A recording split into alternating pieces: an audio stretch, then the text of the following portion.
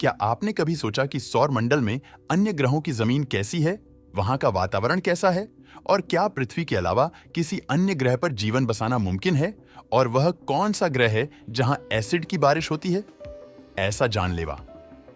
ये एसिड जिसकी एक बूंद इंसान के पूरे हाथ को जला सकती है। वहीं दो ग्रह ऐसे भी है जहां पानी की नहीं, बल्कि डायमंड्स की बारिश होती है। आज हम सौर मंडल से जुड़े इन्हीं रहस्यों से पर्दा उठाएंगे और हमारे पड़ोसी ग्रहों के बारे में करीब से जानेंगे। चलिए हम अपने सफर की शुरुआत करते हैं सूर्य के सबसे करीबी ग्रह बुध यानी मरकरी से, जो सूर्य के सिर्फ 58 मिलियन किलोमीटर की दूरी पर स्थित है। इस वजह से यहाँ की जमीन, वातावरण, तापमान से लेकर दिन की लंबाई तक हर पहलू पर सूर्य का प्रभाव पड़ता है। बुध की जमीन काफी उबड़-खाबड़ है। यहाँ कई बड़े-बड़े खड़े हैं, क्योंकि सौर मंडल की उत्पत्ति से लेकर आज तक में अनगिनत मीटरॉइड्स, एस्टेरॉयड और बड़े-बड़े पत्थर सूर्य के आकर्षण की वजह से उसकी तरफ खींचे चले आते हैं और रास्ते में बुध से टकरा जाते हैं। बुध ग्रह पर सूर्य की पकड़ काफी मजबूत है, जिस वजह से अपनी धरी पर नहीं घूम पाता और उसका एक हिस्सा हमेशा सूर्य की तरफ बना रहता है। जिस वजह से बुध का एक दिन पृथ्वी के 176 दिनों के बराबर होता है। बुध के सूर्य की तरफ वाले हिस्से का तापमान 450 डिग्री सेल्सियस है और यहाँ जमीन के कई हिस्से लावा से भी ढंके हुए हैं। यानी अगर कोई जीव यह कदम रखेगा तो वह पलक झपकते ही जलकर राख हो जाएगा। इसलिए सौर मंडल का नरक भी कहा जाता है।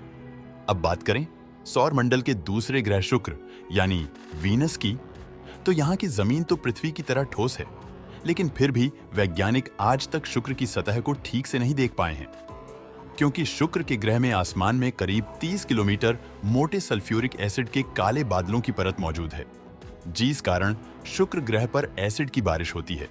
ये वही एसिड है जिसे छूने मात्र से किसी भी जीव की त्वचा जल जाती है। इसलिए कोई भी इंसान शुक्र ग्रह पर कदम नहीं रख सकता।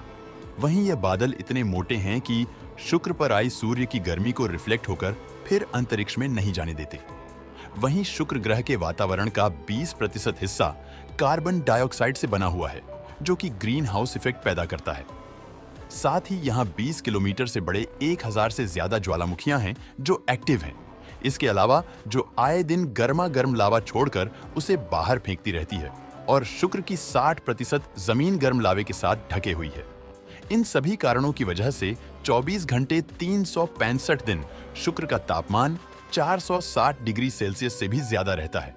इसलिए इसे सौर मंडल का सबसे गर्म ग्रह कहा जाता है। इसके बाद बारी आती है सौर मंडल के तीसरे ग्रह यानी हमारी पृथ्वी की, जो इंसानों द्वारा खोजा गया पूरे ब्रह्मांड का इकलौता ऐसा ग्रह है जिसके पास जीवन को सपोर्ट करने के लिए हर क्वालिटी है। पृथ्वी का 71% हिस्सा पानी से ढका हुआ है, जबकि बाकी बचे 29% हिस्से में घने जंगल, पहाड़, खेत, रेगिस्तान और बर्फीले चट्टानें मौजूद हैं।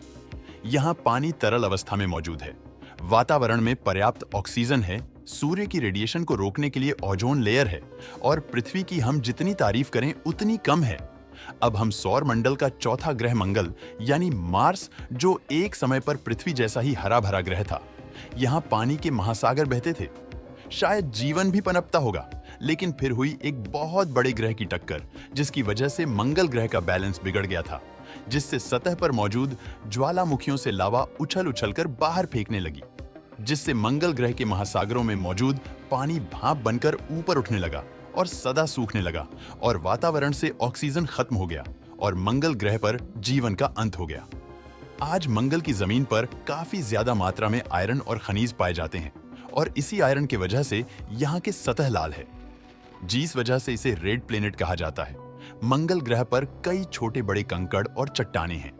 यहाँ का वातावरण काफी पतला है और मैग्नेटिक फील्ड ना के बराबर है, लेकिन फिर भी वैज्ञानिक मंगल ग्रह को ही जीवन बसाने के लिए सौर मंडल का सबसे श्रेष्ठ ग्रह पृथ्वी के बाद मानते हैं, क्योंकि दूसरे ग्रहों की हालत तो इससे भी ज्यादा बुरी है। और अगला ग्रह आता है बृहस्पति यानी जुपिटर।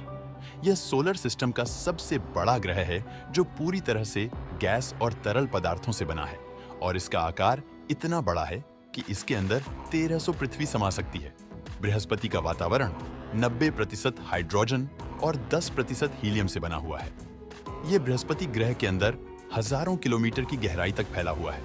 और नजदीक से देखने पर यह तूफानी बादल के रूप में दिखाई देता है। वहीं जैसे जैसे आप जुपिटर की गहराई में जाएंगे तो आपको हाइड्रोजन के बड़े महासागर देखने को मिलेंगे, जो प्रेशर की वजह से लिक्विड फॉर्म में तब्दील हो गए हैं। इस ग्रह को सोलर सिस्टम का वैक्यूम क्लीनर भी कहा जाता है, क्योंकि यह सौर मंडल के दाखिल होने वाले बाहरी उल्कापिंडों और धूमकेतु जैसे पदार्थ को अपनी तरफ खींच लेता है और अपने अंदर समा लेता है। बृहस्पति के बाद सोलर सिस्टम का छठा ग्रह है शनि यानी सैटर्न। ये भी जुपिटर की तरह गैस जायंट है। हालांकि शनि के चारों ओर एक खूबसूरत रंग दिखाई देते हैं, जो जमी हुई बर्फ और चट्टानों के छोटे छोटे टुकड़ों जैसे ठोस पदार्थों से बनी है। जब ये बर्फ सूरज की किरणों को रिफ्लेक्ट करती है तो ये चमकती हुई दिखाई पड़ती है। शनि का वायुमंडल 96% हाइड्रोजन, 3% हीलियम और लगभग 1% अमोनिया जैसी गैसों से बना है। इस वातावरण से जुड़ी एक दिलचस्प बात यह है, शनि के ऊपरी परत की हवाएं लगभग 18 किलोमीटर प्रति घंटे की धीमी गति से चलती है, लेकिन गहराई में उसकी रफ्तार 2000 किलोमीटर प्रति घंटे तक बढ़ जाती है, जो किसी भी चीज को तहस महस कर सकती है। इस कारण शनि पर स्पेसक्राफ्ट भेजना मुश्किल ही नहीं, नामुमकिन है। चलिए अब चलते हैं सौर मंडल के साथ वे ग्रह अरुण यानी यूरेनस की तरफ, जो गैस का गोला है, यानी यूरेनस की जमीन पर आप खड़े नहीं हो सकते। हालांकि इस प्लेनेट पर बर्फ की मात्रा अधिक है और यहाँ का तापमान -224 डिग्री सेल्सियस है, इसलिए इसे बर्फीले गैसीय ग्रह के रूप में जाना जाता है। वातावरण की बात करें तो इसका वायुमंडल में 83% हाइड्रोजन, 15% हीलियम और 2% मीथेन गैस मौजूद है। ये एक शॉकिंग बात यह है कि यूरेनस पर भी बारिश होती है, लेकिन पानी या एसिड की नहीं, बल्कि डायमंड्स की। जी हाँ, वही डायमंड्स जिसे पृथ्वी पर सबसे कीमती क्रिस्टल माना जाता है, और इन डायमंड्स की फॉर्मेशन भी यूनिक है। दरअसल यहाँ के वातावरण में तापमान और दबाव दोनों ज्यादा है और इसके कार्बन एटम को क्रश करके डायमंड बनाने की क्षमता है, जिस वजह से डायमंड्स की बारिश होती है। अंत में सौर मंडल का 8वां ग्रह है वरुण यानी नेपच्यून। यह भी गैसीय ग्रह है और अन्य गैसीय ग्रहों की तरह इसके चारों ओर रिंग्स मौजूद हैं। हालांकि ये छल्ले बहुत पतले और धुंधले होते हैं, जिसे देखना मुश्किल हो जाता है। नेपच्यून के वायुमंडल में 74% हाइड्रोजन, 25% हीलियम और लगभग 1% मीथेन गैस है। इसके मंडल में बर्फीले बादल भी होते हैं और इसकी कोई ठोस सतह नहीं है, नीले रंग का दिखाई देता है और यहाँ हवाएं लगभग 2000 किलोमीटर प्रति घंटे की रफ्तार से चलती है और यहाँ भी डायमंड की बारिश होती है।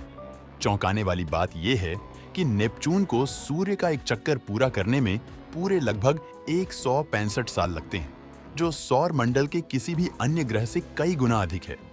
दोस्तों, उम्मीद है कि इन सभी ग्रहों की जमीनी हालत के बारे में जानकर आपको मजा आया होगा। आपको कौन सा ग्रह पसंद आया, हमें कमेंट करके जरूर बताना।